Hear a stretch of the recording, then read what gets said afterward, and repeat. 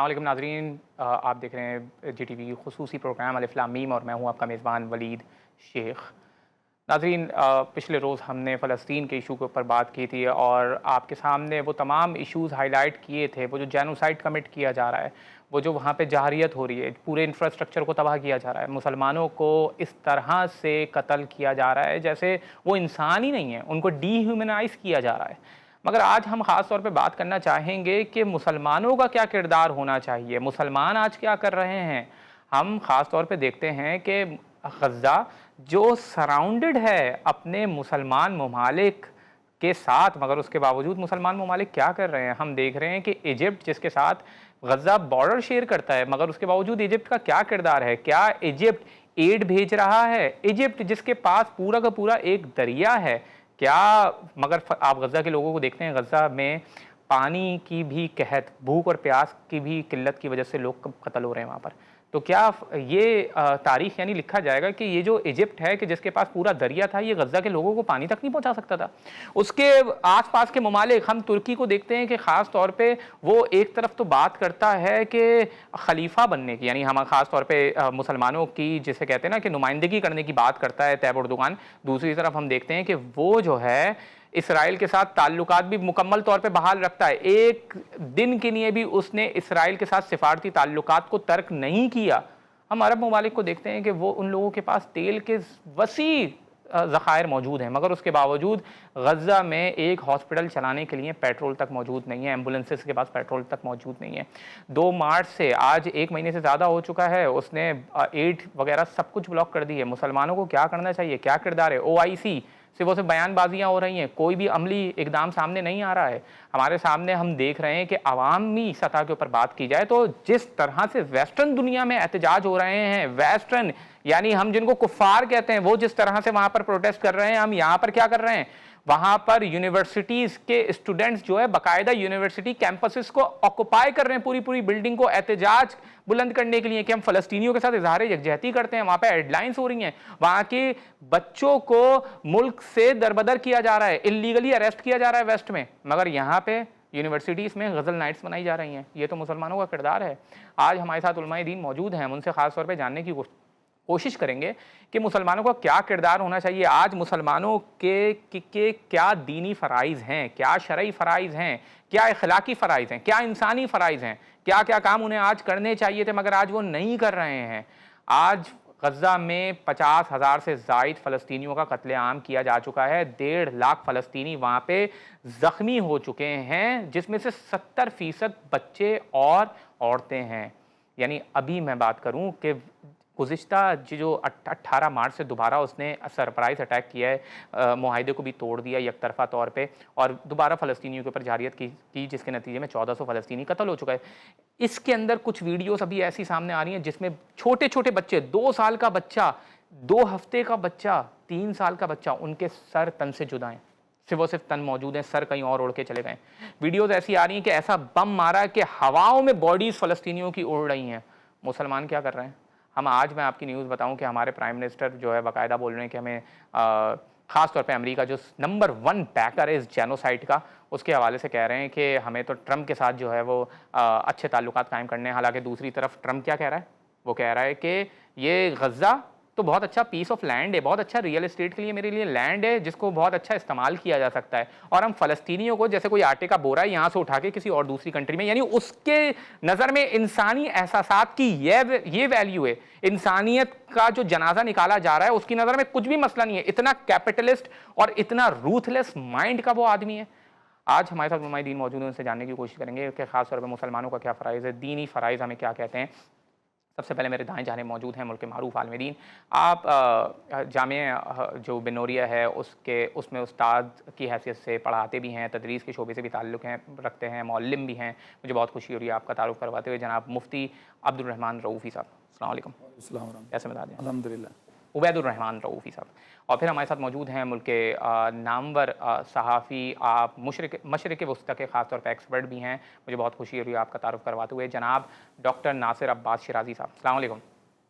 जी, वालेकुम अस्सलाम व रहमतुल्लाह। मुफ्ती साहब, सबसे पहले आप ही से गुफ्तगू का आगाज़ करना चाहता हूँ कि मुसलमानों का क्या दीनी फ़रीज़ा है, क्या शरई फ़रीज़ा है। एक तरफ हम बाइकॉट की भी बात करते हैं कि कम से कम जो अमरीकी मसनूआत हैं या इसराइली मसनूआत हैं उनका बाइकॉट किया जाए। बाज़ लोग कहते हैं कि नहीं, ये बाइकॉट से कुछ नहीं होगा। आप क्या समझते हैं? देखें जी, बिस्मिल्लाहिर्रहमानिर्रहीम। मुसलमानों को हम दो तबकों के अंदर डिवाइड कर सकते हैं। तो मुसलमान हुक्मरान और मुस्लिम कंट्रीज़ की जो फ़ौजें हैं, ये एक हिस्सा हो गया। और दूसरे नंबर पर मैं और आप जैसे आम मुसलमान, मैं और आप तो यही कर सकते हैं, दुआ कर सकते हैं। और दुआ भी एक बहुत बड़ी ताकत है। आप सल्लल्लाहु अलैहि वसल्लम ने बहुत सारे ग़ज़वात दुआओं से जीते हैं और दुआओं का बड़ा अहतमाम है। इसके साथ साथ जब हम अवेयरनेस दे सकते हैं लोगों को, बस मेरा और आपकी तो यही ज़िम्मेदारी है। इससे ज़्यादा तो ज़ाहिर है कि हम कुछ नहीं कर सकते। इस सिलसिले के अंदर सबसे बड़ी जो ज़िम्मेदारी आयद होती है वो मुस्लिम हुक्मरानों पर होती है और मुस्लिम अफवाज पे होती है। और मैं इन ज़िम्मेदारियों को तीन हिस्सों के अंदर जो है वो डिवाइड करना चाहूँगा। सबसे पहली जो ज़िम्मेदारी है वो है जो है सफ़ारती ताल्लुकात को ख़त्म करना।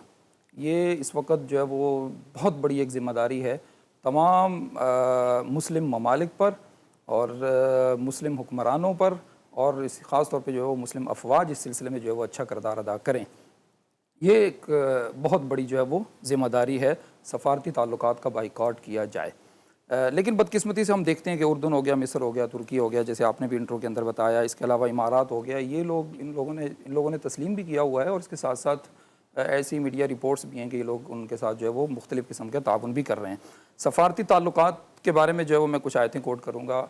लक़द रज़ियल्लाहु अनिल मुमिनीन इज़ युबाय्यूनका तहत अश-शजरा। आप सल्लल्लाहु अलैहि वसल्लम मदीना मुनव्वरा की जब रियासत कायम हुई तो मक्का के साथ जो है वो अच्छे सफ़ारती ताल्लुकात थे।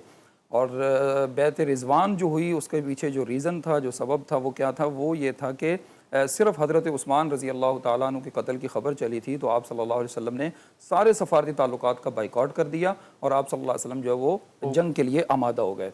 कुरान की वाज़ेह आयत है, इन्नमा यनहाकुमुल्लाहु अनिल्लज़ीना क़ातलूकुम फ़िद्दीन व अख़रजूकुम मिन दियारिकुम व ज़ाहरू अला इख़राजिकुम अन तवल्लहुम। अल्लाह तबारक व तआला तुम्हें स्ट्रिक्टली मना करता है, वो लोग जो तुमसे लड़ते हैं, तुम्हें तुम्हारे घरों से निकालते हैं, अल्लाह तुम्हें वाज़ेह तौर पर मना करता है कि तुम उनसे ताल्लुकात बनाओ और उनसे किसी भी किस्म का जो है वो सफ़ारती रिलेशन जो है वो वाज़ेह तौर पर अल्लाह तबारक कायम करके बैठे हुए हैं। वाज़ेह जो है तौर पर जो है अल्लाह तबारक व तआला इस बात से मना करते हैं, यनहाकुमुल्लाहु। और इससे पहले इन्ना का वर्ड इस्तेमाल किया गया जिसका मतलब ये कि अल्लाह बड़ी सख्ती से तुम लोगों को जो है वो मना करता है।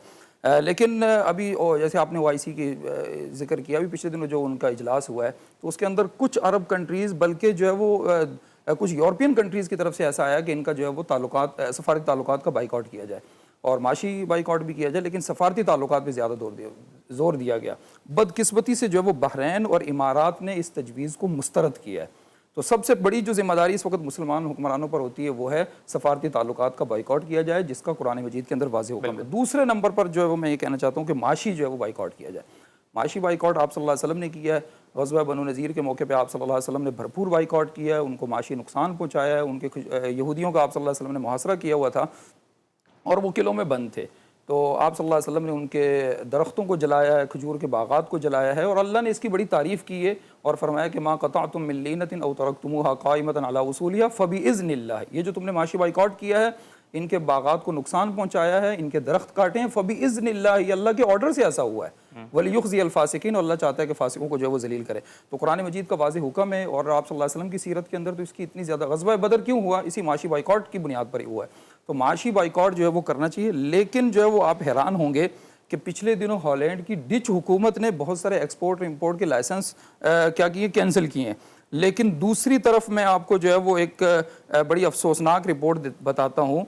अरब मीडिया ने ये रिपोर्ट दी है, अल बयानातुल इसराइलिय्या तुज़हिरु अन्नल इमारात व मस्तर वल उर्दन वल मग़रिब वल बहरैन सद्दरत इला इसराइल मा ला यकिल्लु अन सित्ततिन व सलासीना व तिस्अतिन व सित्तीन सिन्फ़म मिनल मुंतजात मिन अक्टूबर 2023 व हत्ता फ़रवरी 2025। कहते हैं कि इसराइली जो है वो मीडिया ने ये बात बताई है कि इमारात, मिस्र, उर्दन, मगरब और बहरैन ने इसराइल की तरफ जो एक्सपोर्ट किया है, जो चीज़ें एक्सपोर्ट की हैं वो 3669 किस्म की जो है वो प्रोडक्ट ये एक्सपोर्ट की है। किसने? इमारात ने और इन सारों ने इसराइल को, अक्टूबर 2023 से लेकर फरवरी 2025 तक। आप अंदाज़ा करें कि 3669 माला यकिल्लुअन सलासीना व सित्तती सलासीन यानी टाइप्स ऑफ गुड्स की बात की जा रही है। इतने सारे टाइप्स ऑफ गुड के 4000 मुख्तलिफ अक़साम की चीज़ें एक्सपोर्ट की इन मुसलमान ममालिक ने इसराइल को। आगे अगली आप रिपोर्ट सुने, ये इस वक्त के मुसलमानों का जो है वो हाल है। अच्छा, अरबी पोस्ट यकशिफु असनाफ आला फिल मुंतजात अल्लती सद्दरतहा वस्तवरदतहा दुवल अरबिय्यतुम मिन इसराइल खिलाल हर्ब गज़्ज़ा। गज़्ज़ा जंग के दौरान ये रिपोर्ट्स बताती हैं कि हज़ारों किस्म की प्रोडक्ट्स अरब कंट्रीज़ ने एक्सपोर्ट भी की है और इंपोर्ट भी की है इस जंग के दौरान। ये मुसलमानों का जो है वो हाल है। तो माशी जो है वो बाइकआउट होना चाहिए, ये दूसरे नंबर पर जो है वो मेरी बात का अहम तरीन पॉइंट है और आप सल्लल्लाहु अलैहि वसल्लम ने इसको भरपूर इस्तेमाल भी किया है। तीसरे नंबर पर जो पॉइंट है मेरा वो ये है कि अस्करी मुदाखलत होनी चाहिए। बिल्कुल, अस्करी मुदाखलत के बगैर कुछ नहीं हो सकता है। और कुरान मजीद वाज़े तौर पर कह रहा है वमा लकुम ला तुक़ातिलूना फ़ी सबीलिल्लाहि वल मुस्तज़अफ़ीना मिनर रिजालि वन निसाइ वल विल्दान, कि तुम्हें क्या हो गया है, तुम अस्करी मुदाखलत क्यों नहीं करते हो, लड़ते क्यों नहीं हो उन लोगों के साथ कि जो मुसलमानों को, कमज़ोर मुसलमानों को, औरतों को, बच्चों को कत्ल कर रहे हैं और वो बच्चे और वो औरतें तुमसे मदद मांग रही हैं। मुसलमान हुक्मरानों को कुरान कह रहा है कि वमा लकुम ला तुक़ातिलूना, तुम अस्करी मुदाखलत क्यों नहीं करते हो, आगे बढ़कर हाथ क्यों नहीं बढ़ाते उनकी तरफ। तो अस्करी मुदाखलत भी जो है एक बहुत बड़ी जिम्मेदारी। आप देखें कि फतह मक्का का जो है वो रीज़न अजीब रीज़न था वो। बिल्कुल, आप सल्लल्लाहु अलैहि वसल्लम के साथ जो है वो एक ट्राइब था, कबीला था बनु खुज़ा, वो आप सल्लल्लाहु मुसलमानों के साथ अलाइड था, और दूसरी तरफ जो है वो बनु बकर का एक ट्राइब था, वो दूसरे लोगों के साथ, कुरैश के साथ जो है वो अलाइड था, और उनके साथ उनके एक बंदे ने, हालांकि वो मुसलमान नहीं था जिसको कत्ल किया गया, सिर्फ मुसलमानों के साथ वो अलाइड था कबीला, उसका एक बंदा मारा था दूसरे लोगों ने। इस पर आप सल्लल्लाहु अलैहि वसल्लम ने कहा बस अब मुआहिदा खत्म है, और आप सल्लल्लाहु अलैहि वसल्लम आगे बढ़े हजारों का लश्कर लेकर, और फतह मक्का जो है वो इसके नतीजे में हुई। तो बहरहाल बदकिस्मती से जो है वो ना यहाँ ये तीन बहुत बड़ी जिम्मेदारियां हैं मुस्लिम हुक्मरानों की, अफवाज की, कि सफारती ताल्लुकात का बाइकआउट किया जाए, अस्करी मुदाखलत आगे बढ़कर की जाए। और लेकिन जैसे मैंने आप अभी एक छोटा सा ब्रेक लेते हैं, ब्रेक के बाद दोबारा हाजिर होते हैं। खास तौर पे जब हम ये देख रहे हैं कि कुरान की आयतें वाज़ेह हैं इस हवाले से कि हमें सिफारती ताल्लुकात को तर्क करना चाहिए, हमें मुआशी बाइकआउट करना चाहिए, और हमें जैसे कहते हैं कि ख़ास तौर पे अस्करी मदाखलत करनी चाहिए, क्योंकि ये अस्करी मदाखलत के बगैर वो लोग तो रुकने के लिए तैयार ही नहीं है। अभी डिफेंस मिनिस्टर का बयान आया है कि वो ये कह रहा है कि हम लार्ज पोर्शंस ऑफ गज़ा को ऑक्युपाई करने लगे हैं, और हम हर हालत में एक पीस ऑफ ग्रैंड, यानी एक रोटी का टुकड़ा भी जो है अंदर जाने नहीं देंगे गज़ा के अंदर। वहाँ पे कहत ज़्यादा, यानी कहत की हालत तक पहुँच चुका है गज़ा। उसके बावजूद मुसलमान अगर आज भी अस्करी मदाखलत नहीं करेंगे तो फिर क्या करेंगे, बयानबाजी करेंगे। उनसे बेहतर सिफारती ताल्लुकात तो तर्क किसने, गैर मुस्लिम ताकतों ने, गैर मुस्लिम ममालिक ने कर दिया, क्यूबा ने कर दिया, चिले ने अपने सिफारती ताल्लुकात कायम कर दिए हैं। एक छोटा सा ब्रेक लेते हैं नाज़रीन, ब्रेक के बाद दोबारा हाजिर होते हैं।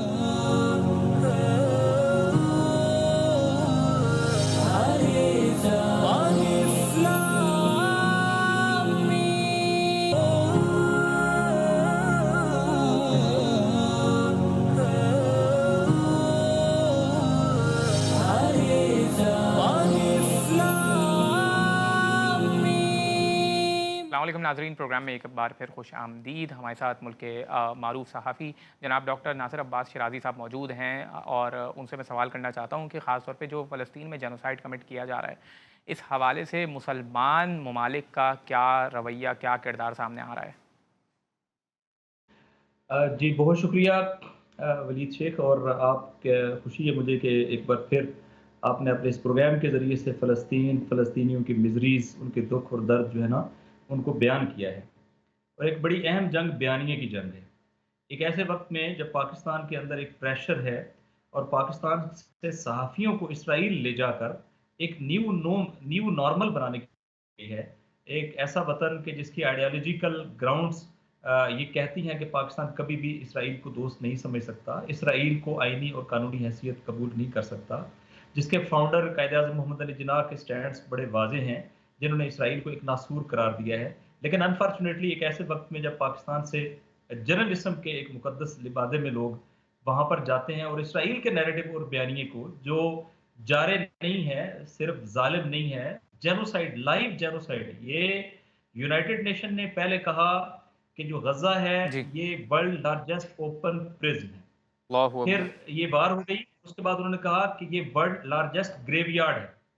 और अब वो ये कहते हैं कि दुनिया के अंदर जितने जेनोसाइड हुए ना, वो हमने किताबों में पढ़े हैं, वो कहीं न कहीं तारीख से हमें मिलते हैं। लेकिन ये लाइव जेनोसाइड है, जिसमें बाप अपने बच्चे को मरते हुए देख भी रहा है और उसकी वीडियो भी बन रही है, जिसमें जवानों के जिस्म जो है वो पूरी दुनिया देख रही है। आग का शिकार भी हो रहे हैं और उनको उनको आप दुनिया जिसमें ऐसे-ऐसे इनह्यूमन काम हुए कि जो इंसान के लिए बयान करना, एक छोटी-सी पट्टी जिसकी टोटल लेंथ 45 किलोमीटर हो, जिसकी टोटल विड्थ जो है मिनिमम 5 किलोमीटर और ज़्यादा से ज़्यादा 12 किलोमीटर हो, इसके अंदर 65,000 लोगों को शहीद और ज़िबा कर दिया जाए।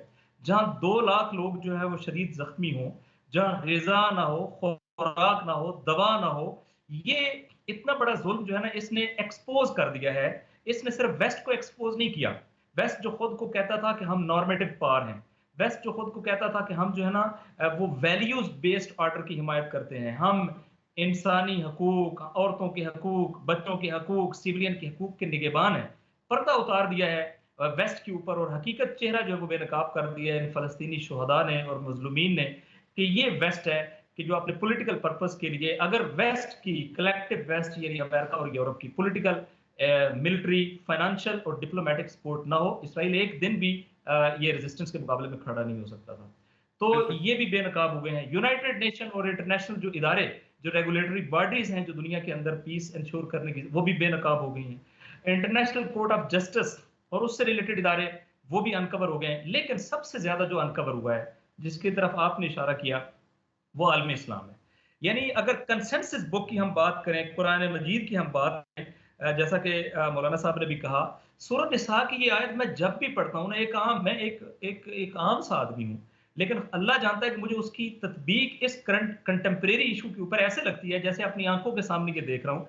परवरदिगार ये कहता है कि आखिर तुम्हें क्या हो गया है कि तुम अल्लाह की राह में, ये सूरह निसा में, उन नातवा मर्दों, औरतों और नन्हे-नन्हे बच्चों के छुटकारे के लिए जिहाद नहीं करते जो यूं दुआएं मांग रहे हैं, ऐ हमारे परवरदिगार, इन जालिमों की बस्ती से हमें निजात दे और हमारे लिए अपने पास से हिमायत मुकर्रर कर दे और हमारे लिए अपने पास से जो है वजअल लना मिन लदुनका नसीरा, मददगार जो है वो करा दे। एक अल्लाहु कैफियत है, अकबर। ऐसे बिल्कुल नजर आता है जैसे फ़लस्तीन के तनाज़ुर में ये कुरानी आयत बिल्कुल समझ में आती है, लेकिन कितनी बेइज़्ज़ती है।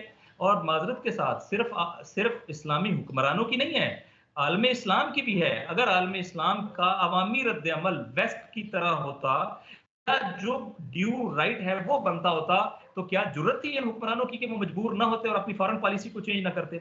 अगर मैं एक फ़िक्रा कहूँ कि ये जो गज़ा के लोग मारे गए हैं, ये जो इतना बड़ा जेनोसाइड हुआ है, अमेरिका और इसराइल और उनके काउंटर पार्ट से तो हम खैर की तवक्को नहीं कर सकते ना। लेकिन बिल्कुल। यूं लगता है कि जैसे उनको बांधा है आलम इस्लाम के मुस्लिम हुक्मरानों ने और बांध के पकड़ के रखा है कि ये वहशी आए और उनको बर्बरियत का निशाना बनाए। अगर ये अपना रोल प्ले करते, इम्कान नहीं था कि गजा जो है वो इस तरीके से जेनोसाइड हो सकता। आप मुझे खुद बताएं, वो इसराइल जो मिलिट्री माइट के एतबार से जिसकी मारूफ थी कि मिथ ऑफ इनविंसिबिलिटी, नाकाबिल तस्खीर, जिसकी मिलिट्री माइट ऐसी थी कि जो चंद घंटों के अंदर कई अरब ममालिक को शिकस्त देने की सलाहियत रखता था। जब वो यहां पर आया और नेतन्याहू ने रिपीटेडली कहा कि हमारे 4 अहदाफ हैं। पहला हदफ है हमने गजा टेक ओवर करना है, दूसरा हमने मुजाहमत का खात्मा करना है, तीसरा हमने हमास को डीवेपनाइज करना है और चौथा ये कि हमने मिलिट्री पावर के जरिए से यहां से अपने हॉस्टेजेस को लेके वापस आना है। ये जो 2005 से मैसूर है, उनके अपने चारों तरफ से इसराइल है, इन 4 अहदाफ में से एक हदफ भी हासिल नहीं कर सके। देखिए गजा तबाह हो गया है, गजा का इंफ्रास्ट्रक्चर तबाह हो गया है, स्कूल्स, बिल्डिंग, हॉस्पिटल तबाह हो गए हैं, 100% बिल्डिंग्स और रहने की बिल्डिंग तबाह हो गई हैं, रजा मलबे का ढेर बन गया है, गजा रह चुका है। लेकिन गजा के लोगों की कमिटमेंट, उनका फलस्तीन के साथ अहद पैमान, उनका आज़ादी बैतुल मुकद्दस के लिए खड़े रहना, उनका अल्लाह के दीन की सरबुलंदी के लिए अपनी सरजमीन पर स्टैंड लेना, मुकावमत करना, अपने बच्चे देना, गजा जो है वो उसी जगह खड़ा है। गजा ने जो मुजामत की है ये अनप्रेसिडेंटेड है। अगर थोड़ा सा साथ भी इस गजा को नेबरिंग कंट्रीज प्रोवाइड कर देते या ओआईसी प्रोवाइड कर देती, तो यकीनी तौर पे सिचुएशन चेंज हो चुकी होती। इन्होंने, वो इसराइल जो चंद घंटों में मुल्कों को शिकस्त देने की सलाहियत रखता था, ये 1.5 साल से जेनोसाइड तो कर रहा है, लेकिन अभी तक वो गजा के अंदर अपने अहदाफ हासिल नहीं कर सका। गजा की रेजिस्टेंस और मुजाहमत और वहां के जो हकीकी मोमिन जवान हैं, उन्होंने इसराइल को नाको चने चबा दिए, लेकिन वहशत और बर्बरियत है, एक करबलाए असर है जो इस वक्त यहाँ पर जो है वो बपा हो चुकी है और पुकार पुकार के कह रही है कि हल में नासरी यंसुरा, कोई है जो हमारी मदद करे, लेकिन आलम इस्लाम अकम्प्लिस है। ये आंखें बंद नहीं है, ये शरीके जुर्म है। ये अगर शरीके जुर्म ना होते तो जैसा कि मौलाना साहब ने भी कहा, क्या ये अपना पॉलिटिकल प्रेशर यूज नहीं कर सकते थे? ये अगर सिर्फ अपने इकोनॉमी 4 गुना ट्रेड बढ़ी है तुर्की की और मिस्र की इसराइल के साथ इस पीरियड के अंदर, जब जो है इन्होंने जेनोसाइड, यानी एक तरफ बच्चे बिलख रहे हैं और गजा के बच्चों के पास खाने के लिए कुछ नहीं है, दूसरी तरफ ये इसराइल को एक्सपोर्ट डबल कर रहे हैं। और आप ये देखें कि क्या इसराइल का मुकाबला हो नहीं सकता था? ये कितने खौफजदा हैं। यमन क्या है? यमन दुनिया के करीब तरीन ममालिक में से एक है, लेकिन यमन ने रेड सी के जरिए से इसराइल का मुहासरा कर दिया है। इलाद की बंदरगाह को बैंकक्रप्ट डिक्लेयर करना पड़ा है। यमन ने अमेरिकी प्रेशर के मुकाबले में भी सरेंडर नहीं किया। यमन ने यह साबित किया है कि अगर वाकईतन आपके अंदर जज्बा ईमान हो तो आप अपने मजलूम मुसलमानों की मदद जो है वो कर सकते हैं। लिहाजा ना रीजनल कंट्रीज ने अपना रोल प्ले किया जो बॉर्डर शेयर करते थे, न ही इलाके मिडल ईस्ट के कंट्रीज ने अपना शेयर किया जो अरब लीग के नाम से अपना आपका रोल प्ले करते हैं, न ही ओआईसी। अगर आपको याद हो जब आतिशज़दगी का वाकया हुआ, सिर्फ फ्यूल बंद किया था मुस्लिम वर्ल्ड ने और सरेंडर कर गई थी। क्या आज की दुनिया जो इंटरडिपेंडेंट वर्ल्ड है, इसके अंदर इकोनॉमी जो है वो उसके बगैर तो सर्वाइव नहीं किया जा सकता। इस रीजन के फ्यूल के बगैर वेस्ट सर्वाइव कर सकता है? बिल्कुल। इस रीजन के ट्रेड के बगैर जो है वो अमेरिका और वेस्ट सर्वाइव कर सकते हैं? सर्वाइव करना पॉसिबल नहीं है। और इनको इतना एहसास नहीं है, ये अनफॉर्चुनेटली वो जो कहते हैं ना कि वो कबूतर की तरह आंखें बंद करने लगा, ये खतरे को नहीं समझ पा रहा है। क्या इनका ये ख्याल है कि इसराइल जो है वो सिर्फ गजा को टेक ओवर करेगा? उसके अहदाफ के अंदर जॉर्डन नहीं है? क्या रिपीटेडली इसराइल ने बयान नहीं किया कि हम ग्रेटर इसराइल का हदफ रखते हैं? क्या उनके वजीर दिफा ने अपने अहदाफ रीजन के अंदर बयान नहीं किए? क्या उन्होंने सीरिया का बहुत सारा एरिया टेक ओवर नहीं किया है? क्या उन्होंने ग्रेटर इसराइल के काज से पीछे हटने का ऐलान किया है? तो यकीनी तौर पे जवाब यह है कि नहीं, बल्कि उनके अहदाफ आगे बढ़ेंगे और जब वो किसी को भी मुज़ाहमत के काबिल नहीं पाएंगे। ये गजा पूरे आलम इस्लाम का दिफा है, आलम इस्लाम की डिफेंस लाइन है। गजा का फाल करने का मतलब यह है पूरा रीजन और आलम इस्लाम फाल करेगा, फिर इसका डोमिनो इफेक्ट आएगा। लिहाजा अगर आप बिल्कुल एक मादी अप्रोच के साथ भी सोचें तो आपको गजा के साथ खड़ा होना चाहिए। और मुझे बताएं कि अमेरिका जिनके साथ खड़ा होता है क्या उनको बचा पाता है? इनका क्या ख्याल है? अमेरिका ने किसके साथ वफा की है? ये जो सारी जिंदगी अमेरिका की वफा में खड़ा रहा कनाडा, सारी जिंदगी यूरोप ने अपने आप को अनक्वेश्चन ओबीडियंस में खड़ा कर दिया अमेरिका की फॉरेन पॉलिसी के एतबार से। उन्होंने कहा हमने इराक पे चढ़ाई करनी है, साथ दिया। उन्होंने कहा हमने अफगानिस्तान पे चढ़ाई करनी है, साथ दिया। लेकिन जब अमेरिका को मतलब आया तो क्या उसने कोई डिप्लोमेटिक मूव देखी? क्या उसने कोई वैल्यूज देखी है? एक सेकंड में उसने अपनी आंखें जो हैं वो माथे पे रख ली हैं और इनके ऊपर टैरिफ भी आयद कर दिए, इनके ऊपर सैंक्शंस भी लगा दी और इनके खिलाफ अपने तमाम इक्तिसादी उसने टेक ओवर करने की बात कर दी, उसने कानूना सूबा बनाने की बात कर दी, उसने पनामा कंट्रोल करने की बात कर दी, उसने ग्रीनलैंड को कंट्रोल करने की बात कर दी। खास तौर पे जो आपका पॉइंट है कि ये अगर गजा हमारे लिए रेड लाइन होनी चाहिए और अगर आज मुसलमान ने गजा में होने वाले जेनोसाइड को नहीं रोका, अस्करी मुदाखलत नहीं की, तो ये मजीद आगे बढ़ेंगे। ये सीरिया को भी कैप्चर करेंगे, लेबनान के ऊपर भी कैप्चर करेंगे। अभी भी करंटली वो 5 नेशंस को बराह रास्त अपने हदफ का निशाना बना रहा है। उसका जब दिल चाह रहा है वो सीरिया के ऊपर अटैक्स कर रहा है, उसका जब दिल चाह रहा है वो लेबनान के ऊपर अटैक कर रहा है, उसका जब दिल चाह रहा है वो ईरान के ऊपर भी अटैक कर रहा है और यमन के ऊपर तो बराह रास्त अमेरिका रोज अटैक्स किए जा रहा है। यमनी मुसलमानों को उनका कत्लेआम किया जा रहा है जस्ट बिकॉज वो फलस्तीनियों के साथ इजहार यकजहती के लिए वहां की ट्रेड जो रेड सी की ट्रेड है उसको रोक रहे हैं। लॉजिकल ह्यूमन को तो ये चाहिए, किसी भी लॉजिकल आदमी को तो ये चाहिए था कि ठीक है यार, ये यमनी एहतजाज कर रहे हैं, इनका एहतजाज का मुद्दा ये है कि फ़लस्तीन में होने वाले जेनोसाइड को रोक दिया जाए।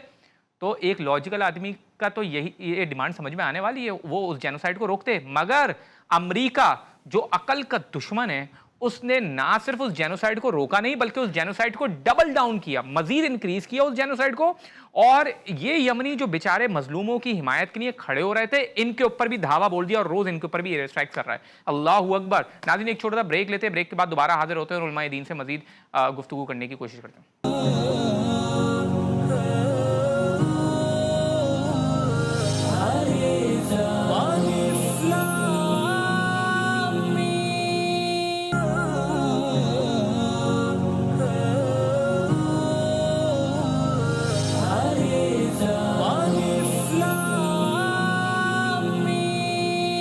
अस्सलाम नाज़रीन, प्रोग्राम में एक बार फिर खुश आमदीद। आज हम फ़लस्तीनियों के हवाले से गुफ्तगू कर रहे हैं, उनका जो जेनोसाइड किया जा रहा है इस हवाले से गुफ्तगू कर रहे हैं, और ख़ास तौर पे मुसलमानों का क्या किरदार होना चाहिए, मुसलमानों की शरई ज़िम्मेदारियाँ क्या हैं, इसके ऊपर गुफ्तगू कर रहे हैं। हमारे साथ मुल्क के नामवर इस्लामिक स्कॉलर जनाब मुफ्ती उबैदुर्रहमान रऊफ़ी साहब मौजूद हैं। मुफ्ती साहब, आपने अपनी गुफ्तगू में ख़ास तौर पे ये ज़िक्र भी किया कि आम मुसलमानों का क्या सिर्फ़ और सिर्फ दुआ का फ़रीज़ा है? क्या उनका काम सिर्फ़ और सिर्फ यही है कि वो सिर्फ दुआ मांगे? क्या अमली तौर पे उनके ऊपर कोई फ़राइज़ लागू नहीं होते? क्या उनका ये नहीं फ़रीज़ा कि वो कम से कम माशी बायकॉट यानी प्रोडक्ट्स का जो बायकॉट कर सकते हैं वो नहीं करें? अ, देखिए, माशी बॉयकॉट असल तो मुस्लिम हुक्मरानों की ज़िम्मेदारी है कि वो ऐसी प्रोडक्ट मुल्क के अंदर आने ही ना दें। ठीक। असल तो ज़िम्मेदारी उनकी और है। जब आ जाए? जैसे जो है वो डिच हुकूमत ने जो है वो हॉलैंड के अंदर पिछले दिनों बहुत सारे लाइसेंसेस कैंसिल किए हैं, एक्सपोर्ट के और इंपोर्ट के, और उन्होंने कहा कि ये इंसानियत का कातिल है और इसकी इस तरह की कोई भी प्रोडक्ट हमारे मुल्क में नहीं आ सकती। तो असल ज़िम्मेदारी तो उनकी है। लेकिन हमारे मुल्क के अंदर बहुत सारी मल्टीनेशनल कंपनियाँ हैं जिनकी फ्रेंचाइज लोगों ने ले रखी है, और ये वो कंपनीज़ हैं कि जो इसराइल को सपोर्ट कर रही हैं। तो माशी बॉयकॉट आवाम की ये ज़िम्मेदारी है कि इतनी ऐसी जो भी प्रोडक्ट्स हैं उनकी पूरी एक लिस्ट लोगों ने तैयार कर रखी है, और बहुत आम है वो। इन तमाम प्रोडक्ट्स का बाइकआउट करना तो शरई ज़िम्मेदारी है, शरई फ़रीज़ा है, ईमानी गैरत है। और अगर कोई बाइकआउट नहीं करता, इसके बावजूद वो प्रोडक्ट्स इस्तेमाल कर रहा है, तो मेरे ख्याल में अल्लाह की गज़ब से उसको डरना चाहिए। एक बात तो ये। खूबसूरत। और माशी बाइकआउट तो मैंने बताया, जैसे आप सल्लल्लाहु अलैहि वसल्लम ने ग़ज़वा बनु नज़ीर के मौके पे किया, इसके अलावा ग़ज़वा बदर के अंदर किया, हज़रत सुमामा बिन उसाल ने जो है वो किया, बहुत सारी एग्जाम्पल है इसकी। ये तो बहुत बड़ा एक शरीफ फ़रीज़ा है, और मेरे ख्याल में जो है वो बेगैरती और बदहवासी की एक बहुत बड़ी ये एग्जाम्पल होगी। कि अभी पिछले दिनों में एक वीडियो देख रहा था कि फ़लस्तीनी जो है वो खातून वो मलबे के ऊपर खड़ी हुई है अपने बच्चों की लाशों के ऊपर, और दूसरी तरफ वो उसने बोतल उठाई हुई है और कहा कि जिन लोगों ने मेरे बच्चों को कत्ल किया है उनके पेट के अंदर जो मशरूब गया था वो इस बोतल के अंदर था। अल्लाह। उसके बावजूद अगर पाकिस्तान के अंदर कुछ पी रहा है तो मेरे ख्याल में उसको अल्लाह की गज़ब से डरना चाहिए। पहली बात तो ये। दूसरी बात ये कि देखें, बहुत सारी मल्टीनेशनल कंपनीज़ हैं जिन्होंने फ्रेंचाइज़ ली होती है। आम तौर पे आवाम जो है वो फ्रेंचाइज़ का जो कॉन्सेप्ट है शरीयत के अंदर वो नहीं समझते।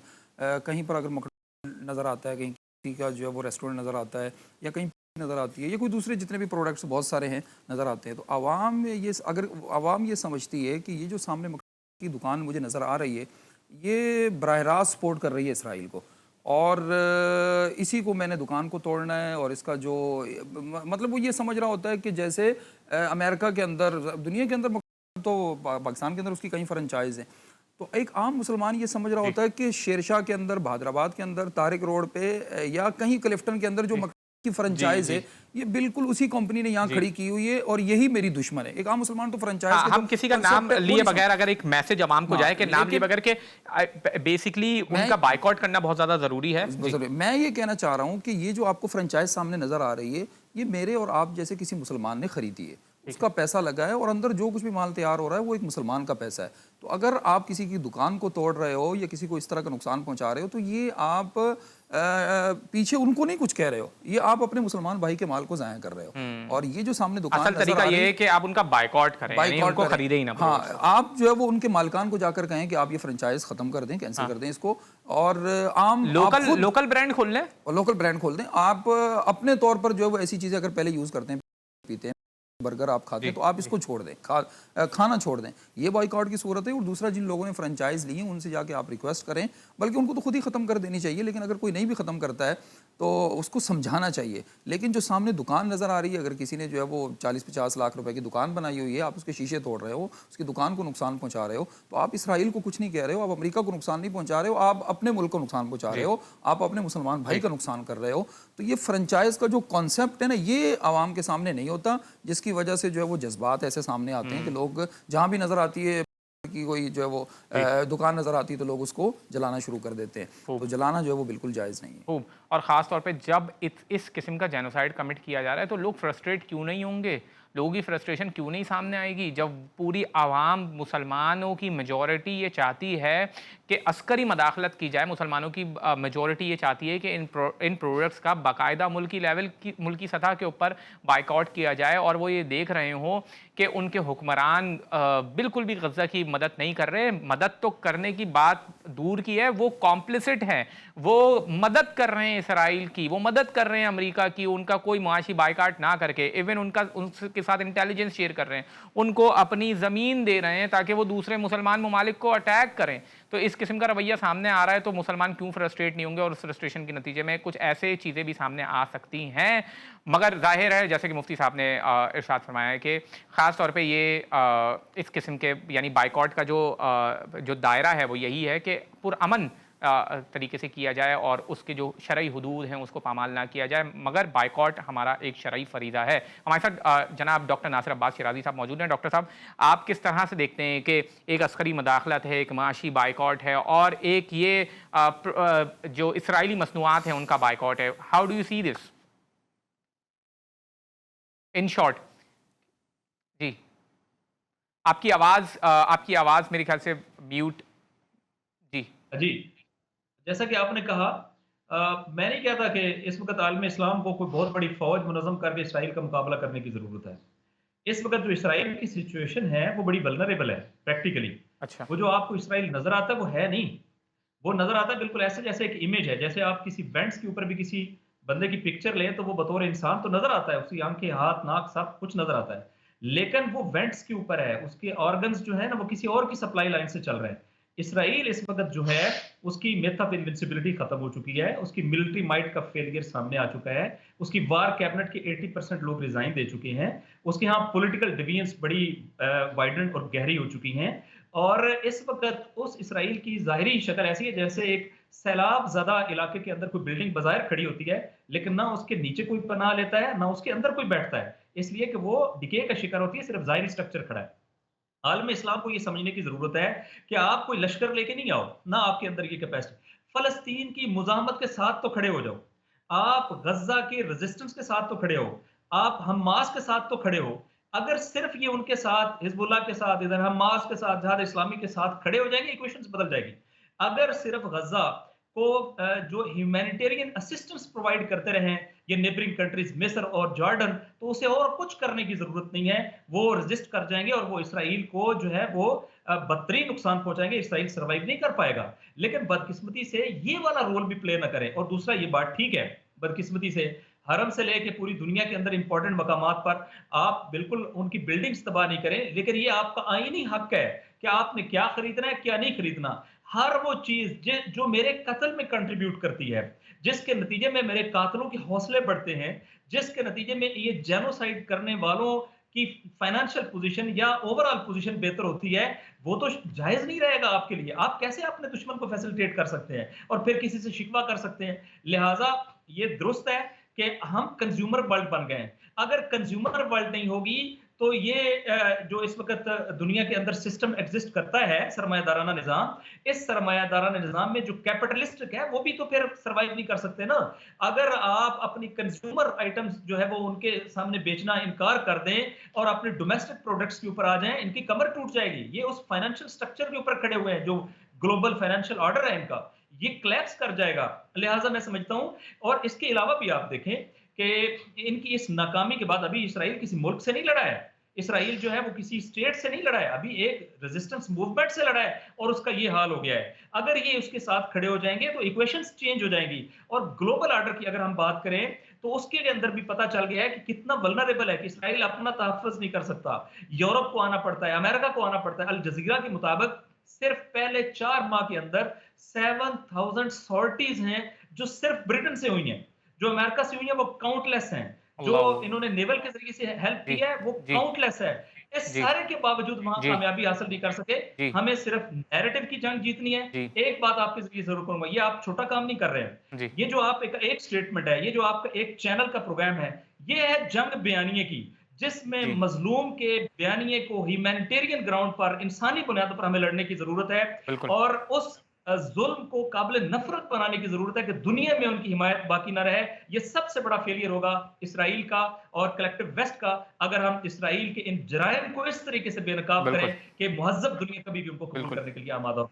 बहुत खूब, बहुत खूब। और मैं इस पूरे प्रोग्राम को इस तरह से सम अप करना चाहूँगा कि जिस तरह से ख़ास तौर पे मुफ्ती साहब ने इस बात को बबांग दौहल कहा कि ये हमारा शरई और दीनी फ़रीज़ा है कि हम इन प्रोडक्ट्स का, इन इसराइली मसनूआत का, अमरीकी मसनूआत, जो ख़ास तौर पे वो कंपनीज़ के जो इस जेनोसाइड में शामिल हाल हैं, कि जो सपोर्ट कर रही हैं, फंड कर रही हैं इस जेनोसाइड को, उनका बायकॉट करना हमारा दीनी और शरई फ़रीज़ा है। और जो कोई भी इस बायकॉट में शामिल नहीं हो रहा, इनका बायकॉट नहीं कर रहा, उसको अल्लाह के कहर से डरना चाहिए। और इसके साथ साथ जो डॉक्टर नासिर अब्बास शिराज़ी साहब ने भी जिसकी तरफ इशारा किया कि इसराइल अब सिर्फ और सिर्फ एक धोखा, एक ल्यूजन बन चुका है, और इसके लिए पूरे मुसलमान ममालिक को कोई अस्करी बहुत बड़ी मदाखलत किए बगैर भी वो ख़त्म हो सकता है। ख़ास तौर पे नैरेटिव वॉर, जिस तरीके से आज हम प्रोग्राम कर रहे हैं, इस तरीके से आपको भी चाहिए कि फ़लस्तीनी कॉज़ को ज़्यादा से ज़्यादा आगे बढ़ाएं, फ़लस्तीनियों की आवाज़ में आवाज़ बुलंद करें।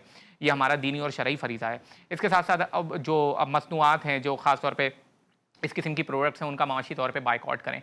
तीसरा, जहां कहीं पर भी आपको लगता है आप इन्फ्लुएंसिंग कर सकते हैं, आपको बात आगे पहुंचा सकते हैं फ़लस्तीनियों की, उनकी बात को आगे पहुंचाएं। ये हमारा दीनी और शरई फ़रीज़ा है। मुसलमानों को ज़्यादा से ज़्यादा अवेयर करें, ज़्यादा से ज़्यादा इस हवाले से एहतजाज करें, प्रोटेस्ट करें, और दुनिया को ये बताएं कि अगर फ़लस्तीनी, यानी वहाँ पर जहाँ पर ईद, आपने ईद बहुत खुशियों से मनाई है, आपने नए कपड़े भी अपने बच्चों के लिए ख़रीदे होंगे, मगर वहाँ पर ईद क्या है, वहाँ पे खुशियाँ क्या हैं? कि अगर कोई फॉर एग्जांपल सुबह उठ जाता है और वो कहता है वाह यार मेरी तो आज धमाका नहीं हुआ, आज मेरे बच्चे जो है शहीद नहीं हुए, तो ये उनकी नज़र में ईद है। उनकी नज़र में ये है कि यार हाँ, फला बंदा जिसके घर पे जो है बम फटा था, बम गिरा था, वो उसका जो है बच्चा जो है फॉर एग्जांपल इलाज की वजह से बच गया है। तो इस किस्म की तो ईद है वहाँ पर इस किस्म का कहत, यानी एक टाइम का खाना वहाँ पे मैसर नहीं है, वहाँ पे मार्केट्स तबाह हो चुकी हैं, पूरी पॉपुलेशन भीख के ऊपर चल रही है, यानी जो एड दी जा रही है उसके ऊपर चल रही है। मुझे ये अल्फाज कहने पड़ रहे हैं, मगर ये इस वजह से नहीं है कि उन मजलूम फ़लस्तीनियों का कोई कसूर है इसके अंदर मुसलमानों का कसूर है, उन पड़ोसी ममालिक का, ख़ास तौर पे हम जैसे मुसलमानों का कसूर है कि जो फ़लस्तीनियों का, अपने भाइयों का साथ नहीं दे रहे हैं। देखें, ये हर मुसलमान का शरई, ये उसका राइट है कि वो दूसरे मुसलमानों से ये तवक्का करे कि जब उसके ऊपर कोई धावा बोल दे, कोई जा रहे, कोई इस तरह से उसके ऊपर आके धावा बोले, उसके बच्चों का कत्लेआम करे, उसके घरों को मिसमार कर दे, तो ये उसका राइट है कि वो मुसलमानों को से पूछे कि भाई ये तुम लोगों का शरई फरीज़ा नहीं था कि तुम मेरी मदद करो। इस हवाले से जितनी आवाज़ बुलंद कर सकते हैं, इस हवाले से जितना अमली तौर पे आप जो है वो आगे बढ़ सकते हैं, दुआओं में फ़लस्तीन को अपनी याद रखें। नाज़रीन, फिर किसी नए मौजू के साथ आपके सामने हाज़िर होंगे, तब तक के लिए अपने मेज़बान वलीद शेख को दीजिए इजाज़त।